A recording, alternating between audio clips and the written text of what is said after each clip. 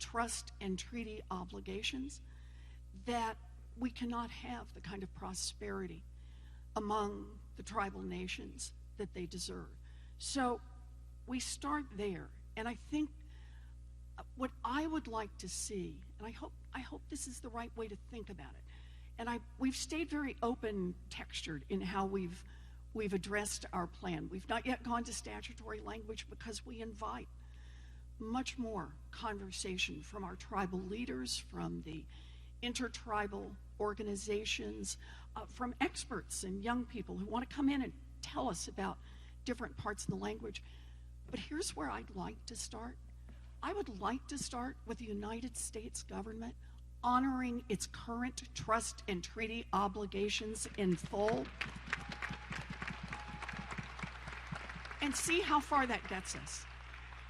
If I can, I just want to add one more small point, because it's something else that Deb and I have worked on together, and that is about bigger programs and plans that will reach a lot of people. They're not specific to Indian country, but would have a profound effect.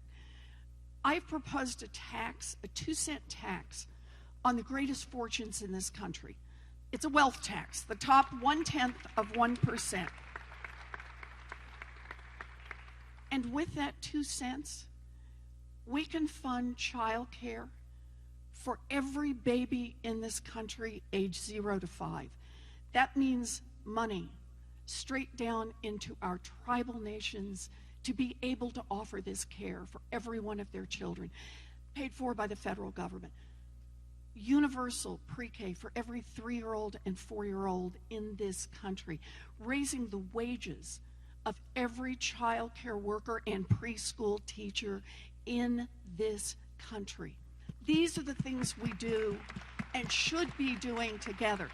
And I'll just add, because it gives you an idea of how distorted our economy has become, that same 2 cents will not only do all of that for our babies, it will permit us to provide technical school, community college, 4-year college, all of our tribal colleges, tuition-free, expand the Pell Grants for the people who most need them, put $50 billion into our historically black colleges and universities, minority-serving institutions and tribal colleges, and cancel student loan debt for 95% of the folks who've got it.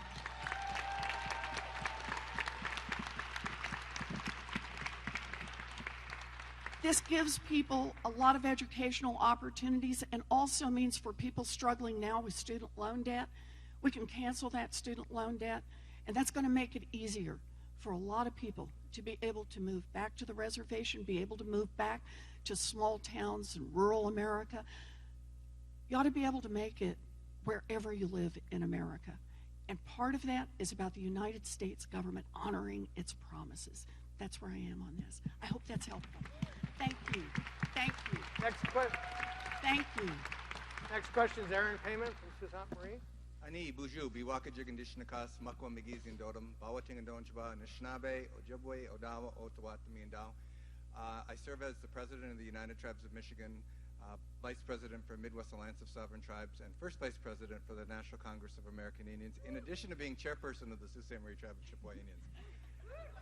I want to thank you, Mr. Chairman. I want to thank you immediately after you were elected.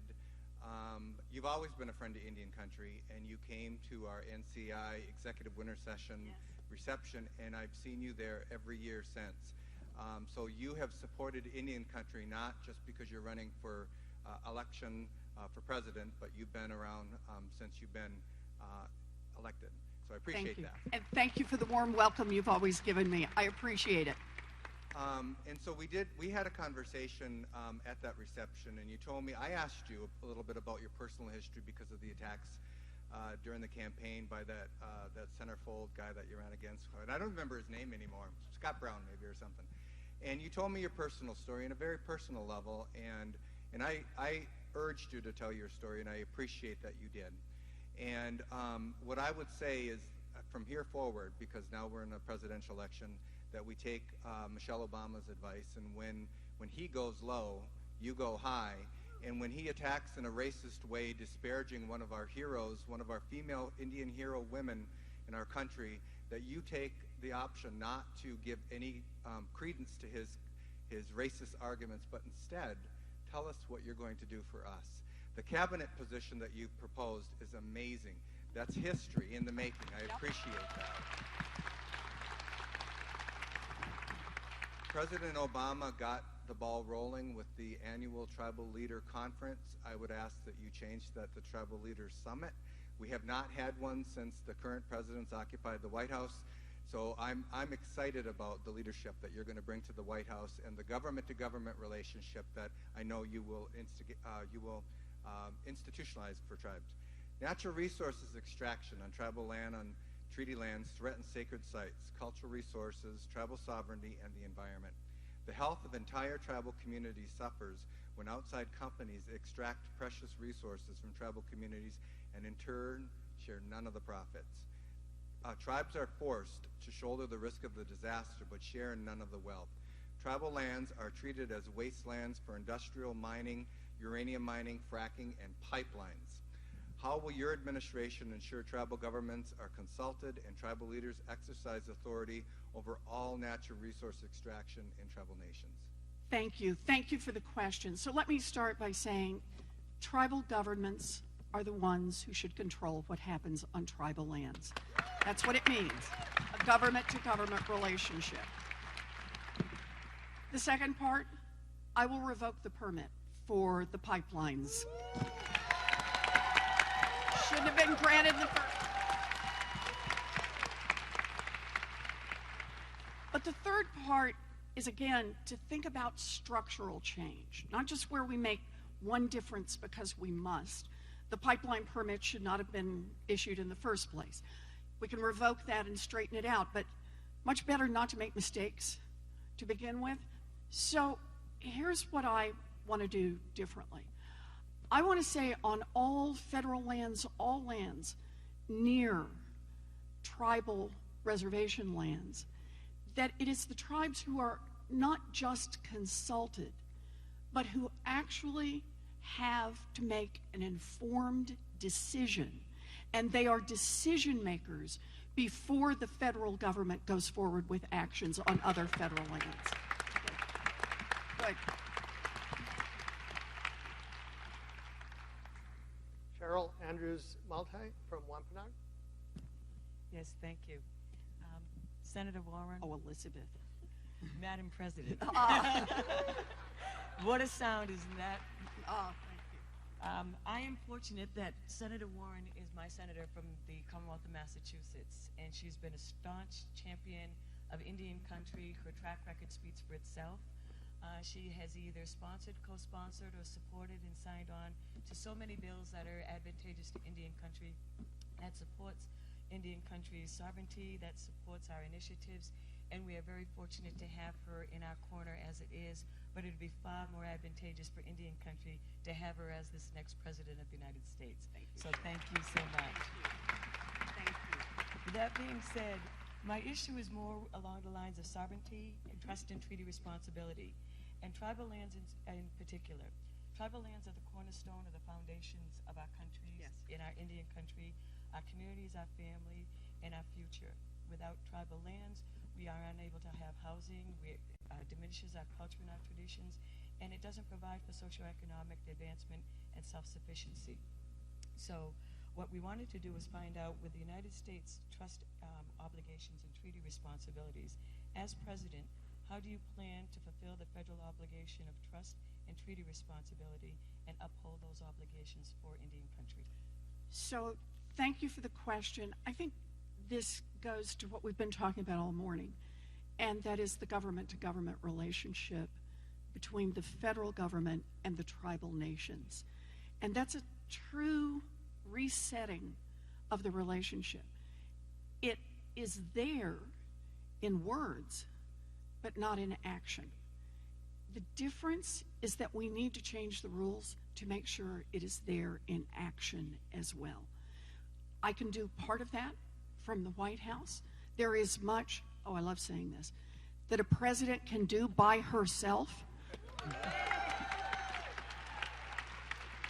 and I commit to do that. But there is also much that we have to work with Congress on. And this is why I'm so excited about the work that I'm doing with Congresswoman Holland and why it's so important that she's there. Undertaking this issue with each of our colleagues, holding them accountable, forcing them to vote over and over and over on issues that address this basic nation-to-nation relationship. Thank you. This is how we work together. The importance of land, and the importance of land as a piece of both autonomy, history, and respect. And so I strongly, we've been in these battles side by side, protect, and as president, will protect the lands that belong to the tribal nations. We're going to do that. Thank you. Thank you. Harvey Godwin from Lumbee Tribe. So I'm Harvey Godwin, chairman of the Lumbee Tribe from North Carolina, and it's southeastern and it's rural, and we've been through 2 hurricanes in the last 3 years and still recovering from that. But today I'd like to talk to you about something a little bit different. The Lumbee Tribe of North Carolina receives funding through the Native American Housing and Self-Determining Act, known as NAHASDA, under HUD. In 2008, the Housing and Urban Development Veterans Affairs Supportive Housing Program was initiated, called HUD-VASH. The Lumbee Tribe was awarded 20 HUD-VASH vouchers as a part of our tribal HUD-VASH demonstration program to provide housing to American Indian veterans living in our territory who are homeless or at risk of being homeless. As of today, with the collaboration between the Lumbee Tribe Veterans Affairs Office and the Veterans Administration in Fayetteville, North Carolina, which is home to Fort Bragg and the 82nd Airborne, the tribe has housed 20 Lumbee and other Native homeless veterans with a waiting list of 22 more. We are awaiting additional vouchers through HUD. So, Senator Warren, what can you currently do in Congress, or what would you do as the President of the United States of America to fully fund and push through the Congress the needed funds to ensure that not one Native American is without dignified housing as Native American veterans? So, thank you. Now, this question you raise is one that is very close to me personally. All 3 of my brothers served in the military. My oldest brother was career military. The other 2 served and then came out. One worked construction after. One started a little business. When it didn't work out, started another one. My 3 brothers I'm still very close to. They all live back in Oklahoma now. And I don't think there's a phone conversation or visit that goes by that one or the other of them doesn't raise the issue of how our government treats its veterans. Our veterans, our military, active duty military, have agreed to lay down their lives for us. Their families sacrifice enormously. I can still remember when I was just a little girl and my mother every day would run to the mailbox to see if there was a letter there from Don Reed, one from John, maybe one from David. And on the days when there were no letters from any of the boys, she'd say, well, maybe tomorrow, maybe tomorrow. And on days when there were letters, lit up the family lines, called everybody, read the letter, read it again. She met my daddy at the edge of the front yard. Got a letter today from one of the boys. When people sign up for military service and agree to give up so much, that's a sacred promise with the United States government. And that means we have to honor our promises to our veterans, our promises for health care, our promises for education, and our promises for housing. There should be no homeless veterans in this country. None.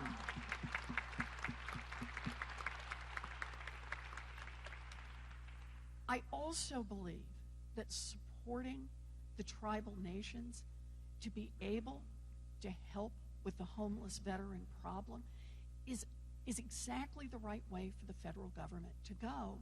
But once again, the problem is it doesn't work if it's all words and no money. You've got to be willing to put real money behind it. I'll keep pushing.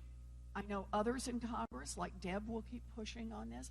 We will keep fighting for this, but I guarantee you this. How we make real change is we get a president who's willing to fight for it, and people across this country who are ready to say it is time for the federal government to do what's right in this nation. Thank you. Thank you for all you do. And our last question is Amber Torres from Walker River. Pijo Wamawa, mi Amber Torres, mi nania no agarikata poinabi no agaigwe. Good morning, everybody. My name is Amber Torres. I'm the chairman for the Walker River Paiute Tribe in Schurz, Nevada, and I thank you for coming this morning. Thank you. So the question that I have for you this morning is regarding voting rights. Yes. In 2016, Walker River Paiute Tribe and Pyramid Lake Paiute Tribe set the standard for equal access to voting rights for our tribal citizens on the reservations in the United States. My question to you will be, if you're elected as the president, how would you ensure that all Native Americans on reservations have the same access without having to litigate? Okay. Thank you. Let's just start with a statement of our values. Voter suppression is democracy suppression, and it must stop.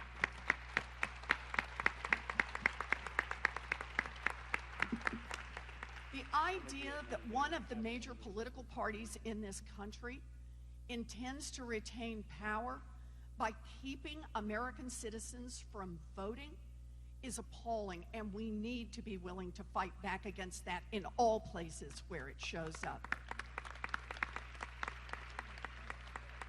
It is a special problem, I know, on the tribal reservation lands, and in particular, I support both repealing the suppression acts but satellite voting to give more people access. I think this is one of the areas, once again, where it's got to be done in concert. Needs are different in different areas, but the key has to be, you've got to be willing to put money behind it. It's not enough simply to say, okay, everybody can do this, but there's no money. So polling places get closed, people can't make it, the distances get further, and the state government that's running it says, gee, we don't have any money to make this happen.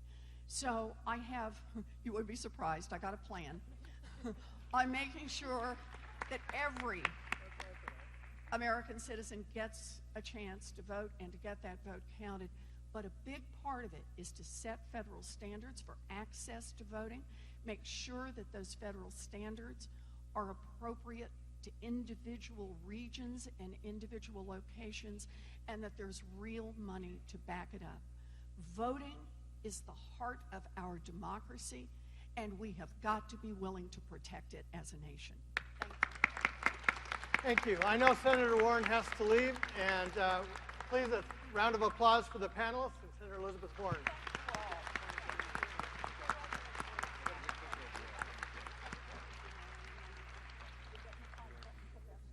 Yes. Thank you so much.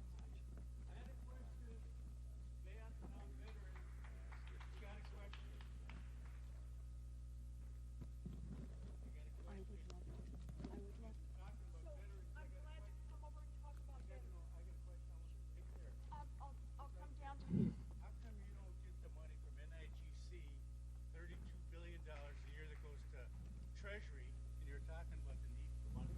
All the casinos give to that. Okay, I'll No, I want people to hear that. I'll look into this, I'll learn more. And the other thing is, would you sponsor one of the tribes, specifically ours, to do a lottery, and we'll take a percentage, but we'll give you the money to give to Social Security? What an interesting idea. So can I learn more about this? All right. Well, that was Well, what I let me just learn said. more about it. Okay? It's Does that very make nice to sense? meet